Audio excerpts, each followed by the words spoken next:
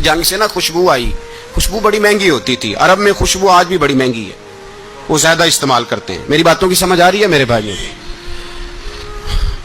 बड़ी महंगी खुशबू थी।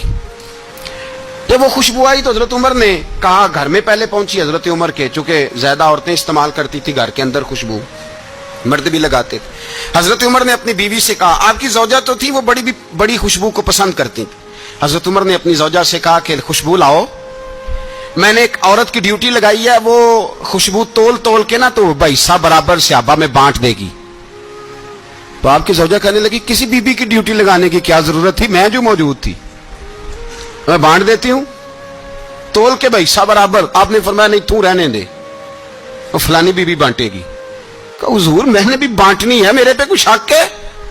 आपने फरमाया नहीं, तू तफसील ना पूछ, तू खुशबू दे दे, कोई और बांटेगी। खातूने खाना थी ना, कहने लगी नहीं मुझे भी आज आपको बताना ही पड़ेगा कि कोई जो बांट सकती है तो मैं क्यों नहीं बांट सकती।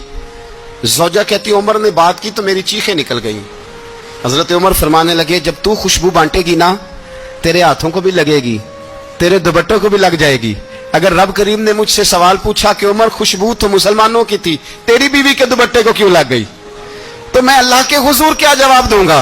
अगर अल्लाह ने यह सवाल किया कि तेरी बीवी ने क्यों लगाई, वो तो हिस्सा था मुसलमानों का, तो तूने तेरी बीवी ने क्यों लगाई? तो फरमाया मैं नहीं चाहता कि अल्लाह के हुजूर मुझे और तुझे बाजपुरस हो, लिहाजा किसी और को बांटने दे।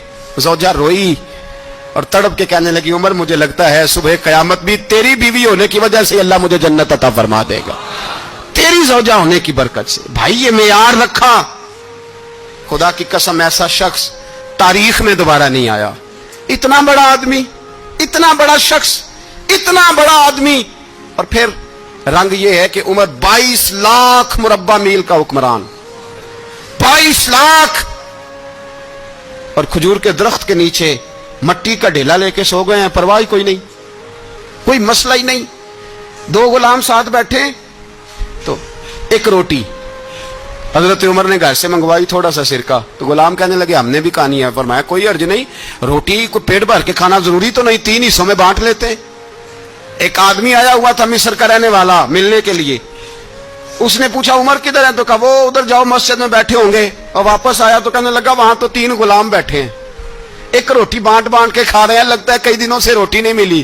कहा 3 गुलाम तो कोई नहीं, वहां 2 ही थे, तीसरे तो अमीरुल मोमिनीन थे। उसने कहा नहीं नहीं 3 गुलाम है, कपड़े भी एक तरह के पहने हुए, बल्कि 2 के तो फिर सही है, तीसरे के तो ज्यादा माड़े हैं, कपड़े भी एक तरह के, खाना पीना भी एक तरह का, और उनका नशिस्त बर्खास्त भी एक तरह की है, लिहाजा कोई फर्क नहीं। हजरत अबू हुरैरा कहते हैं मैं लेके आया, और जनाब उमर को जब मैंने कच्ची जमीन में तामत समेट बैठे देखा तो मैं रो पड़ा।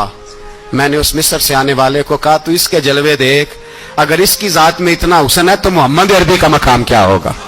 ये मकाम गौर है, मकाम गौर।